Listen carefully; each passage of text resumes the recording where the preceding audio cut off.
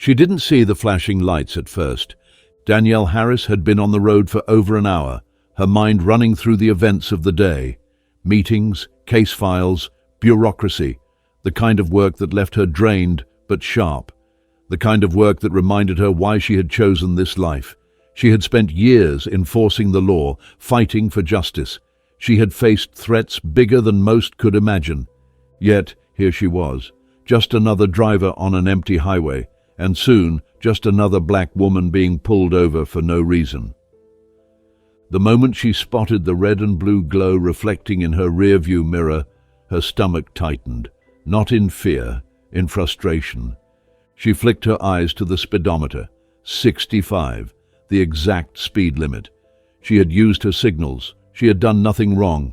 So why was there a cop tailing her, lights flashing, demanding she pull over? Danielle sighed through her nose, gripping the wheel just a little tighter. She knew the protocol. Keep calm, keep your hands visible, comply. But deep down, she knew compliance wouldn't matter. Not tonight. She turned on her signal and pulled onto the shoulder, her heartbeat steady, but her mind already racing through the possibilities. Maybe it was a mistake. Maybe he had the wrong car. Maybe, just maybe, this wouldn't be what she thought it was. But as the seconds dragged on, as she watched the police cruiser remain still behind her instead of approaching, a different feeling settled over her. Something was off. Cops didn't just sit in their cars during traffic stops. They approached quickly, handled business, and moved on. But this one, he was taking his time. She adjusted her mirror, trying to catch a glimpse. Was he running her plates, calling for backup? Or was he just waiting for her to get nervous? The pause stretched too long. Her fingers curled slightly against the steering wheel. She had been in enough high-stakes situations to recognize a power play when she saw one. And this wasn't just a routine stop. Finally, after what felt like forever, the driver's side door of the cruiser opened. A tall, broad-shouldered figure stepped out, moving with the kind of slow, deliberate pace that sent a message before a word was even spoken. His left hand rested on his gun as he approached, his right swinging a flashlight back and forth like he was toying with it. Danielle had worked with enough law enforcement to know the difference between confidence and control. This wasn't confidence. This was intimidation. Her pulse remained steady, but her instincts screamed at her. This wasn't going to go the way it should. The officer reached the window. No greeting, no explanation. Just 3 words, clipped and dismissive. License and registration. Danielle had seen this before. She knew exactly what this was. She kept her hands visible, moving slowly as she reached into her purse. Years of training, years of watching how quickly things could turn deadly, told her to be cautious. She retrieved her wallet and flipped it open, making sure to show both her driver's license and her FBI badge. The reaction she expected? A quick shift in demeanor, a nod of respect, maybe even a slight backpedal. Instead, he laughed, not a nervous chuckle, not a misunderstanding, a full-bodied, dismissive laugh. Danielle's fingers tightened around her wallet, but her face remained neutral. The officer shook his head, chewing his gum slowly, eyes flicking between her and the badge like she had just handed him a fake ID. FBI, huh? He said, still smirking. Danielle met his gaze, her voice even. Yes, sir. He didn't move to take the ID, didn't acknowledge it at all. His eyes flickered with something else, something she had seen before. Resentment. She had worked cases against dirty cops before.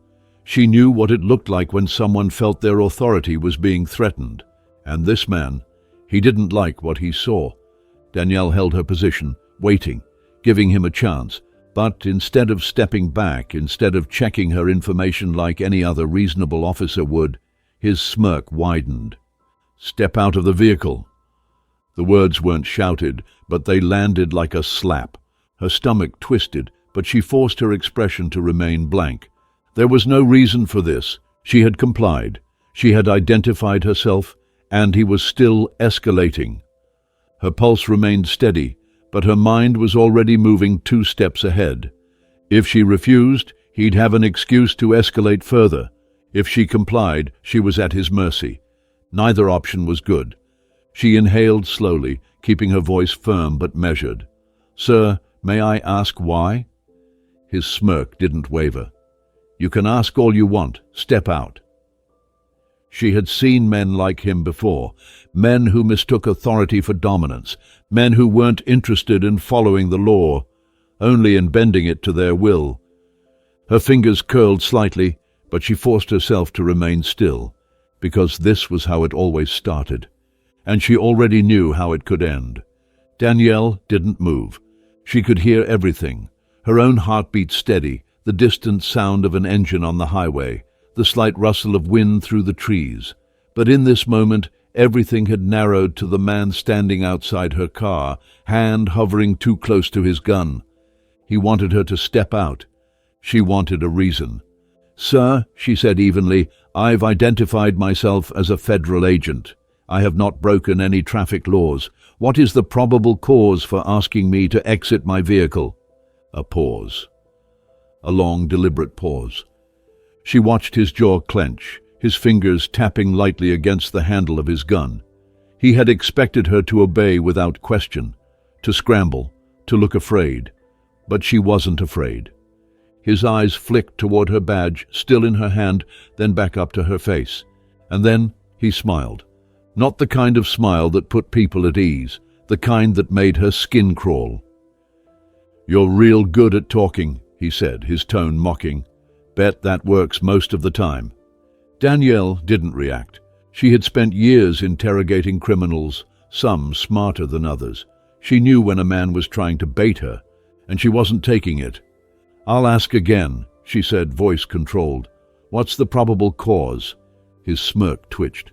"You tell me," he said. "A car like this, middle of nowhere, late at night, looks suspicious to me." There it was. No actual violation. No real reason. Just a flimsy excuse wrapped in barely veiled bias. Danielle kept her hands on the wheel, her posture controlled, but inside, anger burned. This wasn't about the law. It never was. This was about power, and he was trying to remind her who he thought had it. "Step out of the car," he repeated, this time with more force. Danielle exhaled slowly. If she didn't comply, he'd escalate. If she did, he'd still escalate, just in a different way. She knew the game. She had read too many reports that ended in blood, too many names that became hashtags, too many times when a black person followed orders and still ended up face down on the pavement. Her pulse remained steady, but every instinct told her this was dangerous. The officer took a step forward, his fingers twitching near his gun. "You deaf?" he sneered. "I said out." She didn't like her options, but she liked dying even less. With deliberate slowness, she reached for the door handle. She kept her movements controlled, calculated, because she knew how quickly things could spiral. The moment she moved, he stepped back just a little, not because he was giving her space, because he wanted to make sure she didn't try anything. Danielle opened the door, her feet touching the pavement, the cool night air hitting her skin. She straightened to her full height. The officer had inches on her, but she didn't let that intimidate her. She had stood in front of cartel leaders, murderers, men who thought they were untouchable. This man, he was no different. She made a point to keep her hands where he could see them, not because she had to, because she had to protect herself from whatever lie he was already forming in his head. His smirk deepened. He liked this. She could see it in his eyes. "You carrion?" he asked. Danielle's jaw tensed. He knew she wasn't. FBI agents didn't carry off duty unless there was a specific reason. But he was fishing for an excuse. "No," she said simply. He nodded like he already knew the answer, but the way he was watching her, the way his stance shifted, he wanted her to slip up. She didn't. "You nervous?" he asked, taking a step closer. "No," she answered. Another step. "You should be." Something cold settled in her stomach. This wasn't just a traffic stop anymore. It hadn't been from the moment he pulled her over. But now it was something worse. Before she could respond, another set of headlights appeared in the distance. Another patrol car. For a brief second, relief flickered through her. Another cop meant a witness. Another officer would mean accountability. But then she saw him. Another white officer stepping out of his cruiser with the same kind of lazy arrogance as the first. No rush, no questions, just a glance toward his partner and a slight nod. Like this was routine. Like this was normal. Danielle's stomach dropped. This wasn't backup. This was reinforcement. The second officer approached slowly, his hands resting on his belt. He looked at his partner, then at her. "Problem here?" His tone was calm, almost bored. The first officer smirked. "Just dealing with a non-compliant driver," he said. Danielle's teeth clenched. She had complied. She had followed protocol to the letter. And yet, here she was, being framed as a problem. The second officer tilted his head slightly, as if sizing her up. "Ma'am, step away from the car." "Ma'am, not Agent Harris, not Miss Harris, just ma'am." Danielle had been in dangerous situations before, but this was different. This wasn't a war zone. This wasn't a high-stakes operation. This was home, and home was just as dangerous. She inhaled slowly, her brain calculating her next move. If she made the wrong one, she wouldn't be the one writing the report in the morning. They would. Danielle's pulse remained steady, but her body was tense, every muscle primed, every instinct screaming. She had seen it before. She had read the reports, seen the footage, studied the cases. She had spoken to the families of people who never got to tell their side of the story, and she was dangerously close to becoming one of them. The second officer's stance shifted slightly, positioning himself just enough to cut off any possible escape route. Not that she was planning to run, but that's what they wanted it to look like. They wanted a reason, an excuse. And the first officer, the one with his hand still hovering near his weapon, he was just waiting. Waiting for her to make a wrong move. Waiting for her to react. Waiting for her to give him a reason. Danielle had interrogated murderers, shut down criminal operations, taken down men who thought they were untouchable. She had spent her entire career reading people, and she was reading him now. He wanted this. This wasn't about protocol. This wasn't about a traffic stop. This was a game, and he was enjoying it. Danielle didn't blink, didn't flinch, didn't breathe too hard.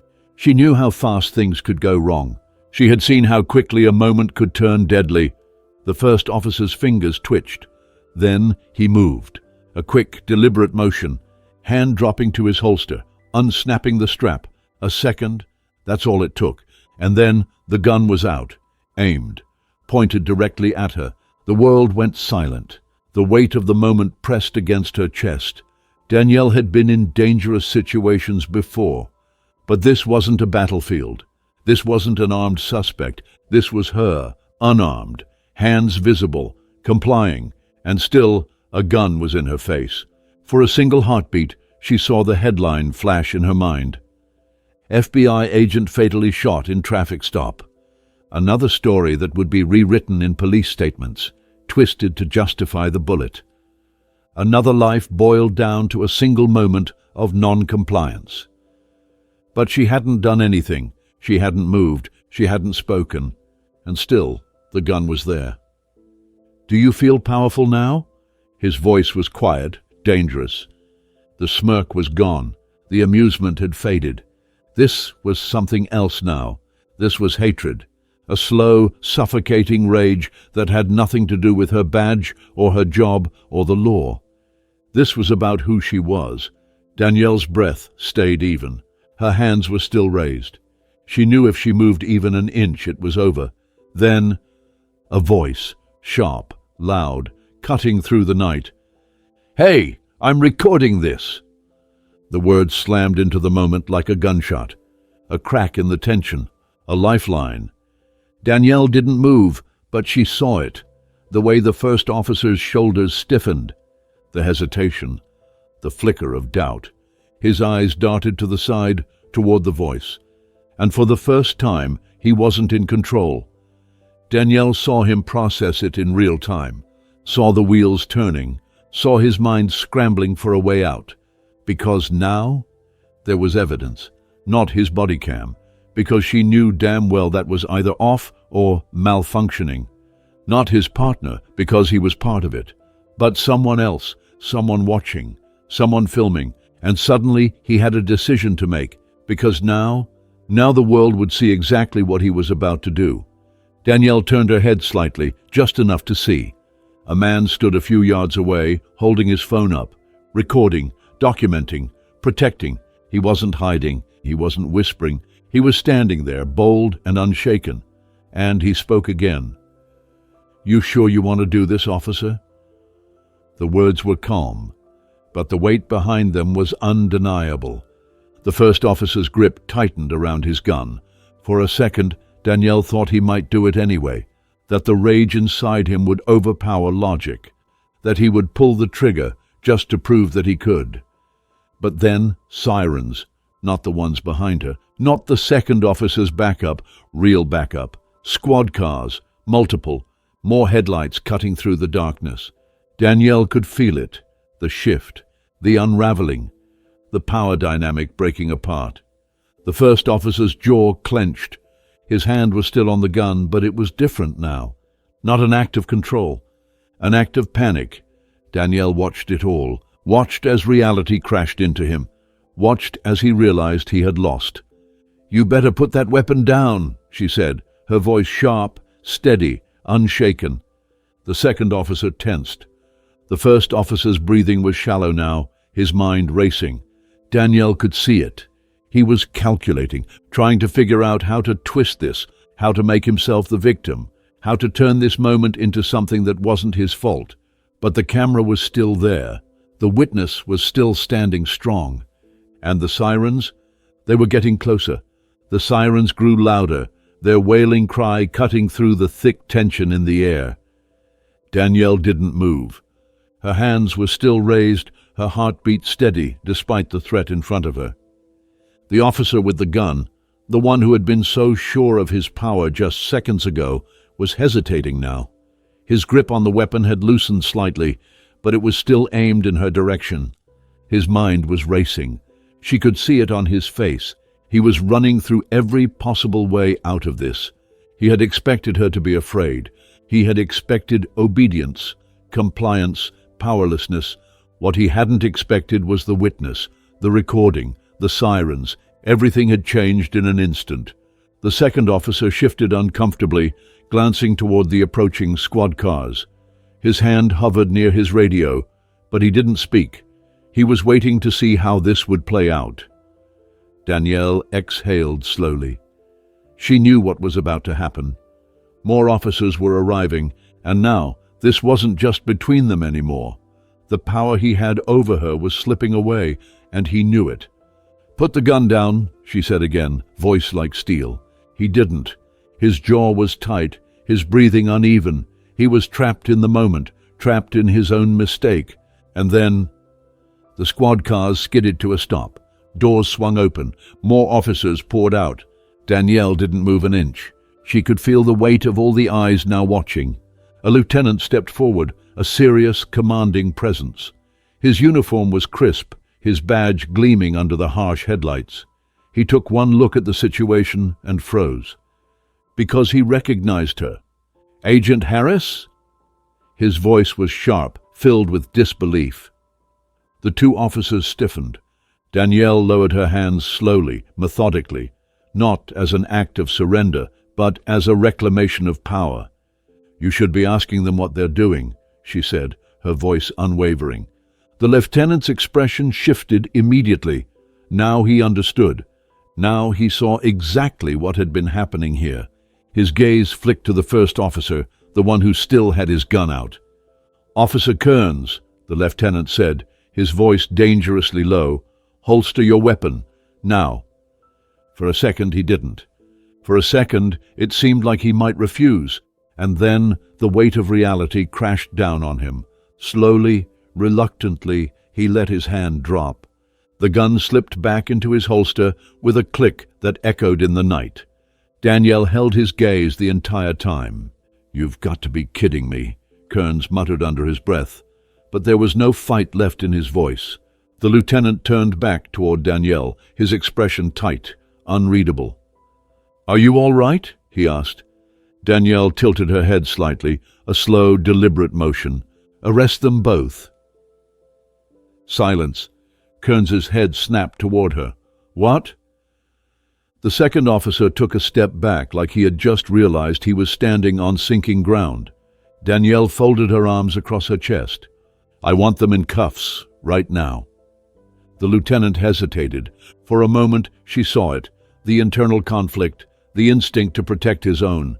But then he looked at the witness still standing by the roadside, phone still recording, and he knew. There was no covering this up. There was no excuse that would erase what had just happened. "Officer Kearns," the lieutenant said, his voice cold. "Turn around." Kearns' face twisted in rage, his teeth clenched so hard it looked like they might crack. "You've got to be... now." Kearns let out a slow, bitter exhale. And then the cuffs clicked shut. The second officer didn't even try to protest. He knew he was done. As they were led toward the squad cars, Kearns turned his head slightly, just enough to meet Danielle's gaze one last time. And in his eyes she saw something that almost made her laugh. Disbelief. Because men like him, they never thought this would happen to them. They had spent their entire careers getting away with it. Not tonight. By morning, the footage was everywhere. The news ran the clip on repeat, headlines flashing across the screen. FBI agent faces racial profiling incident with armed officer. Cop draws gun on black federal agent, ends up in cuffs. Justice finally served, but how many others weren't so lucky? By noon, the police department was in full-blown damage control mode. Kearns was fired, facing assault with a deadly weapon charges. His partner was suspended indefinitely, pending an internal investigation. The police chief released a statement about zero tolerance for misconduct, about how they take incidents like this very seriously. But Danielle knew the truth. They weren't reacting because they cared. They were reacting because they got caught. She sat in her office watching the coverage on her laptop, listening to the statements, watching the outrage build. Her phone buzzed. An unknown number. For a second she debated ignoring it. Then she picked up. "Agent Harris," she said. A pause. Then a familiar voice. The witness. "Just wanted to say," he said slowly, "I appreciate what you did." Danielle leaned back in her chair, staring at the ceiling for a long moment. Most people wouldn't have stepped in. Most people wouldn't have spoken up. Most people wouldn't have believed her if there wasn't proof. And she knew, in another world, in another situation, she could have been a name on a list. Another story cut short. "Most people don't have the power to," she finally said. A pause, then quietly, "But I do." And for the first time in a long time, she felt something close to hope. Because justice doesn't happen in silence. It happens when people refuse to look away,